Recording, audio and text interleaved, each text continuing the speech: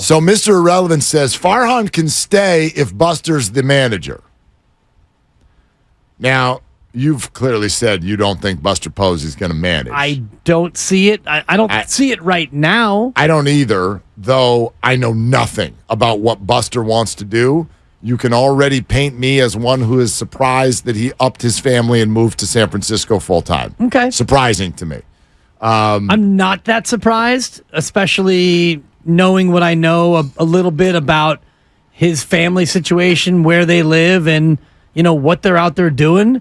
I think if I was in his spot and I could afford to live anywhere, I would live in the spot where he lives. Don't get me wrong. If I were you or me who grew up here, I'd be like, yeah. But I thought that dude was a Peachtree Georgian for life. Yeah. That's what I thought. That's what it felt like. But I think it's great. Honestly, there's a warm fuzzy if you're a Giants fan, not just because Buster's around, but that Buster's going to have a seat now at the opinion table. Buster's going to have a seat at the opinion table. Absolutely. Okay? And I think that's really comforting because he's not just a great baseball player. He's a smart dude, head screwed on straight, a leader, somebody who I think is more hard-nosed than maybe the fans realize. So I love that he's at the table. I have no idea what he wants to do next. Yes. None. 36 years old and coming off of a 12-year career where you may or may not have played your way into the Hall of Fame. You won 3 titles, and your stock cannot be any higher. Mm-hmm. You are a forever Giant. You are a beloved Giant, and you're a 3-time champion. Why the hell would you want to go manage? Well, look, that to me is, I think about what you've taught me in terms of the context clues and look at situations not from an emotional place, but from not even a logical or an opinionated place. But I think about where he is with his 4 kids, couple of 11-year-olds, couple of 2 or 3-year-olds. Seems like he's into being a dad. That's the thing. For me, you just hit it. You just hit it. Seems like he's into it. I think he's too into his kids to go travel the country every day. And you're 36, and you are already a made man. So, and I don't think he doesn't strike me as one of these guys who needs that competitive Jones. Draymond Green, I know that he has the TNT thing on lock, and he can go do that. And maybe he gets his competitive juices fulfilled by being the number one voice in the new media. But I see him at some point coaching or GMing because I think Draymond Green thrives on the winning and the losing, being a competitor. You know what to say then the next time you're at a press conference with Draymond Green. Right? You coaching? Exactly. Hey, Draymond, when you coaching? Were you coaching? Klay Thompson loves to compete, but the moment that he hangs him up, you may never see him again. Right? Seriously, he's going to turn into Jimmy Buffett. That's it. We're on a boat, we're on a beach, we gone. Steph Curry wants to single-handedly change the planet. The world. So bigger than basketball. Yeah, go do that. But I think about Buster Posey, and I don't get that same sense of him having that itch, and I may be wrong. No, but I'm with you, but I don't know. But the reason to bring it up is Mr. Irrelevance MC says, hey, Farhan can stay if Buster's managing.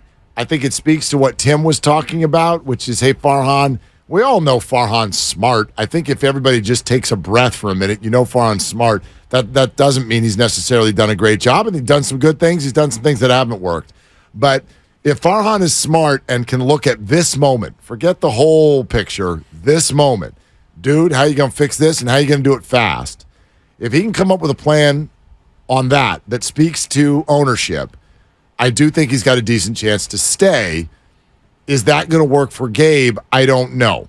So if Gabe's on a hotter seat than Farhan, and it does feel like this is just me putting the finger in the air, but based on all the Giants fans I talk to, and there are plenty, it feels to me there's plenty of anger to go around, but Gabe bothers people even more than Farhan. Could be 2 reasons for that. Yeah. 1, you see him more. Okay.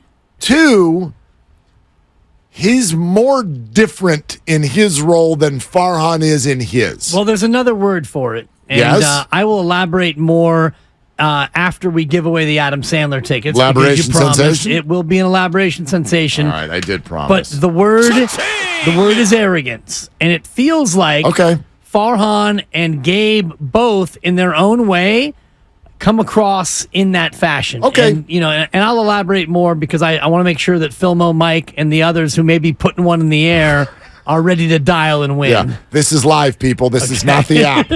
It's not 7 at night. And if you are on the app later tonight, yeah, that's great too. Don't call. Don't call any of the numbers. Call now. Or call. No one's going to answer. But right now, it's your chance to win tickets to see Adam Sandler SAP Center October 28th. Do not call our main line. That will not work for you. You have to call the contest line. What's the contest line, Mark? I'm glad you asked. It's 415-951-2386. Yeah, I can. I've done this by myself before. No, we used to have a sign. That's why I was looking for it. I don't know the number. 415-951-2386. If you want to win, call that number, 415-951-2386. Caller 3 right now is our winner.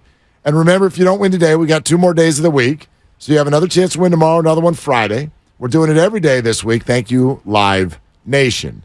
415-951-2386, Adam Sandler. Here's my point. I don't know who you want let go, if anyone.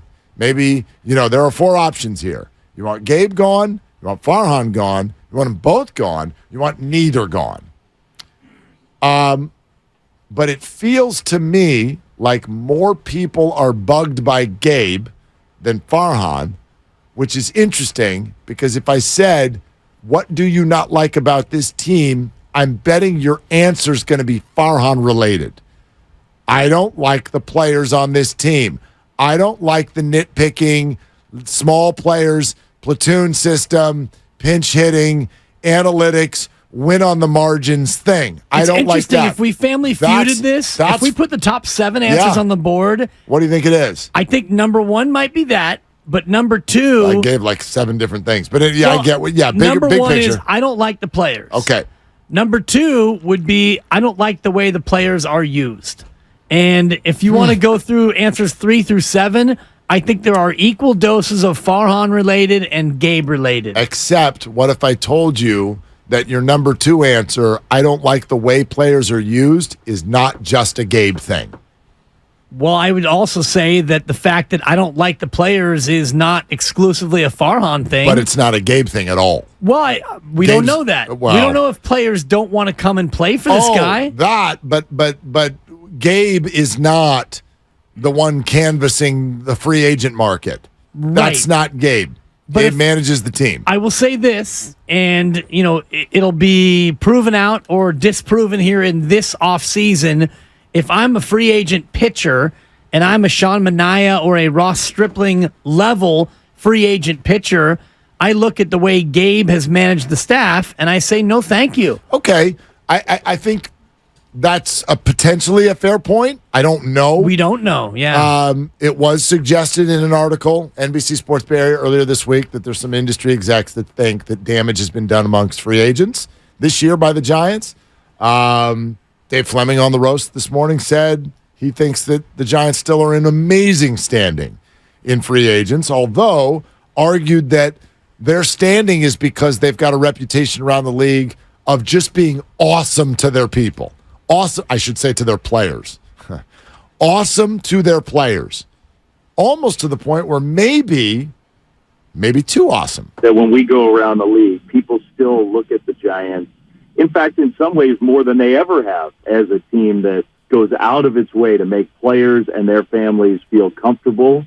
And, frankly, I believe, now this is probably an unpopular opinion, but I personally believe that actually the Giants have to spend some time this offseason wondering if they've gone too far in that regard. I don't want this to come across as like me sitting up 500 feet removed from the playing field and not realizing how hard it is what those guys do. But in some ways, the Giants have made it so comfortable for everybody that it is a very comfortable group right now. This is not an edgy Giants team at all. It's an extremely sort of even-keeled, nice guy team. And if I were in charge, I think I would be spending some time this offseason wondering whether all the stuff that we're doing to make players feel comfortable has taken away a little bit of what you might need to compete once the game starts at the very highest level. Yeah, so that's interesting. Dave does not think that their standing amongst free agents is injured at all, but he does think maybe that the Giants players were made to feel too comfortable. Yes. And there is and that goes hand in hand with what Logan Webb said a couple of nights ago. There's a 4-letter word in there that he didn't use, and I didn't expect him to use it because I don't know if he technically works for the team, but he basically does. It's SOFT, Mark, soft. This organization is soft. And Gabe Kapler is a great manager in terms of the process and infinite number of outcomes and all the rest of it, but this group has gotten comfortable, and they don't play with that edge. They're not a very feisty team. They were dead last in stolen bases in Major League Baseball. They have no athleticism, and they have no team speed. They rely on the home run ball, and I think they're 19th this year in home runs as a team, and they are flaccid and dull and unathletic, and they're basically a nice group of fellas. You know, I don't disagree with you, but what does a hard baseball team look like? It's a team if the Giants where, are soft. Give me an example of a team that's not soft. An example of a team currently. Like, what does that look like in baseball? I think it looks like a team that, well, I mean, it's easy to say the Braves because they're young and athletic and they're unbelievably talented. And brash. That's a little unfair. Yeah. I do look at Arizona, and we talked yesterday. Okay. You were mentioning just how athletic they are. That's a team that plays hard. They steal a lot of bases. They track down balls in the outfield. This team doesn't have a very good defense. You could say they're terrible. They don't run very well, and they've got starting pitchers who don't really know how deep they can go. For me, Madison Bumgarner, when he was here, is a great example of and maybe he was too hard with the snot rockets and get that out of the ocean and all the rest of it. He was definitely too hard. But that works in moments. Yeah, it absolutely does. Like the ones he's famous for. And like every fifth day when he's pitching. And Logan Webb is a competitor. And outside of that, Cobb is good, but you got a closer who's nasty. You don't have much of an edge. And I'm not just saying that Jock Peterson should have fought Tommy Pham when he slapped him in the outfield, but my whole thing before the year is go out there and dot Aaron Judge. The guy clowned you. Well, he absolutely clowned your organization, and you served him up a meatball, and he hit a home run. That to me is symbolic of the whole year. You had me until then. I know. We need trying to inflame you. We need to dot someone so that we're not soft. Is just it's just too easy. Like that doesn't. I said it then though. I know. So I feel like I can say it now. I know, but hitting someone. I'm going to take a victory lap on this one. No, you can't.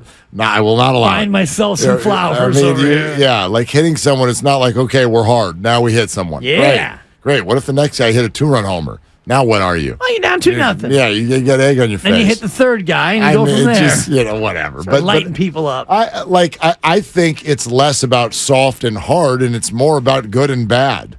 You know what I mean? Like, you're not athletic. That means you just don't have. They don't have enough good players.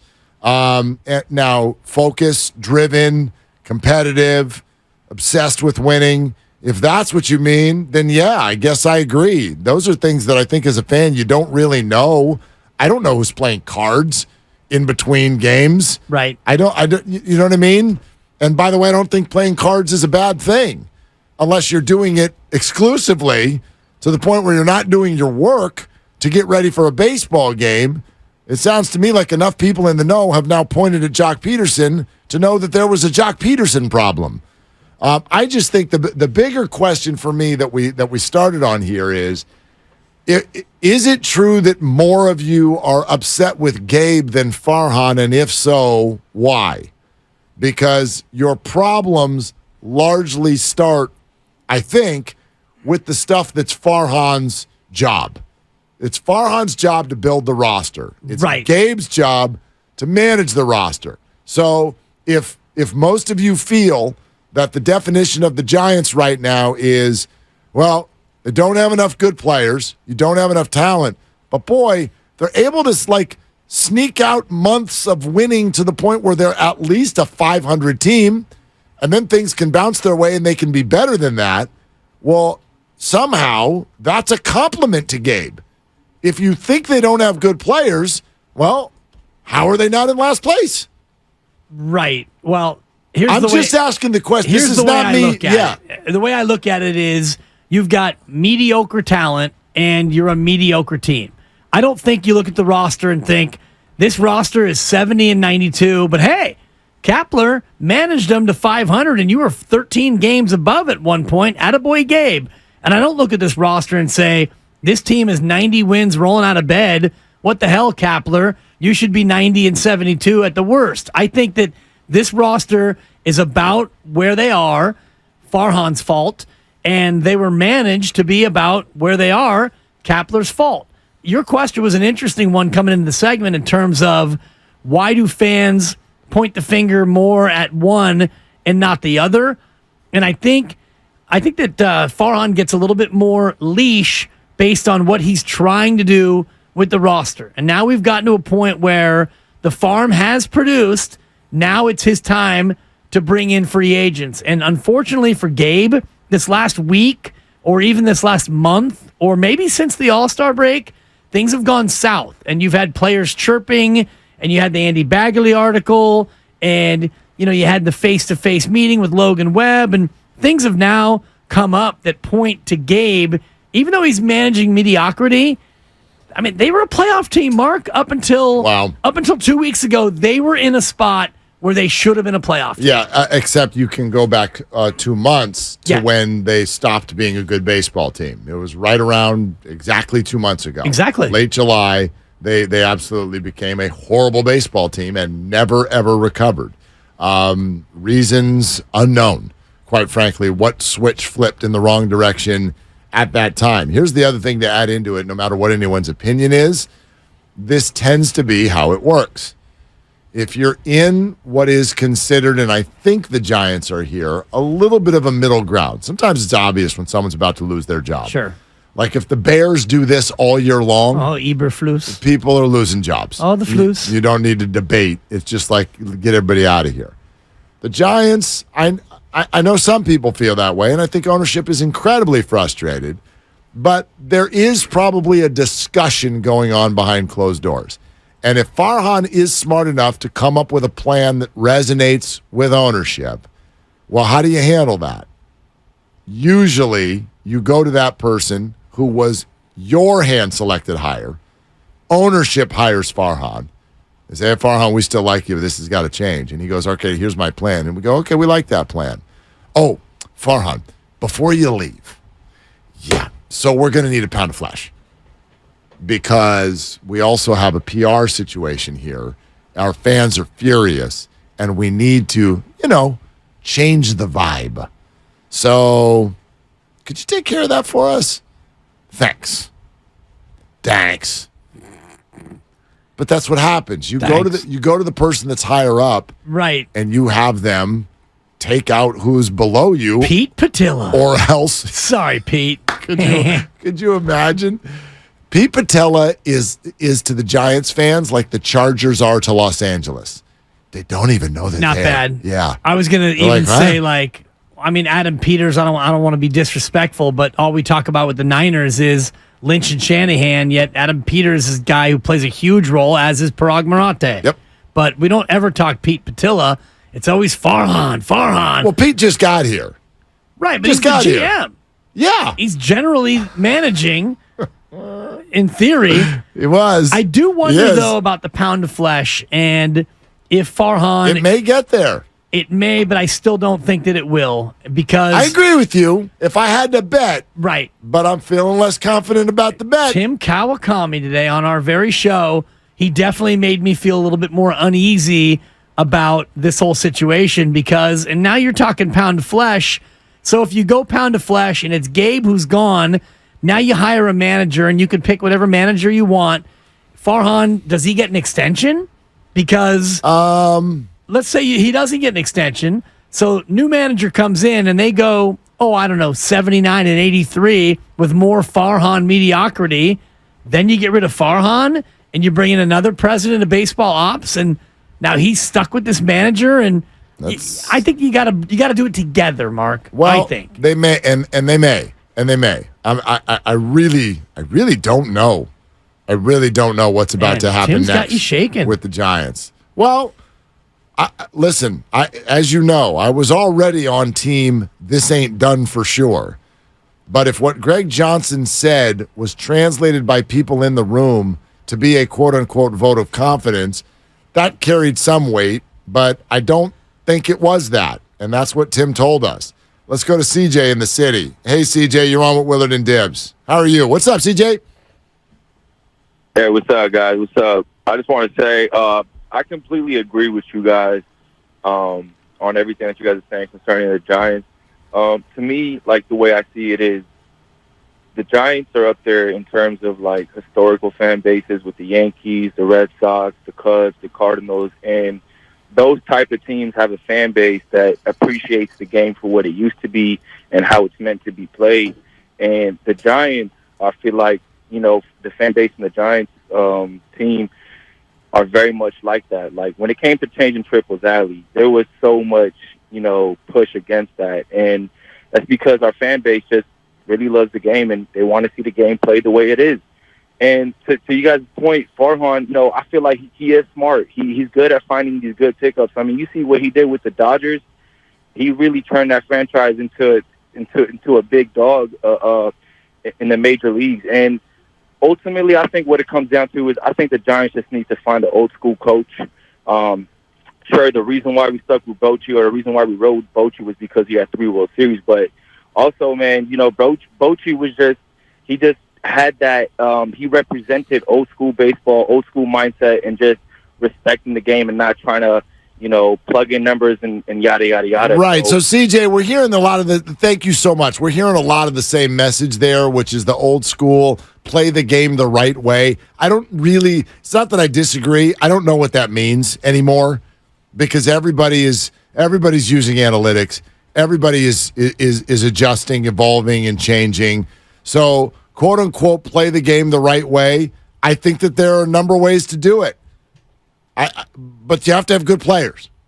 That's it. Like, to me, it's so much simpler than that. Old school, new school, mid school, high school, low school, good players. Yeah, and if Just you don't get have good good players, you platoon every spot. Correct.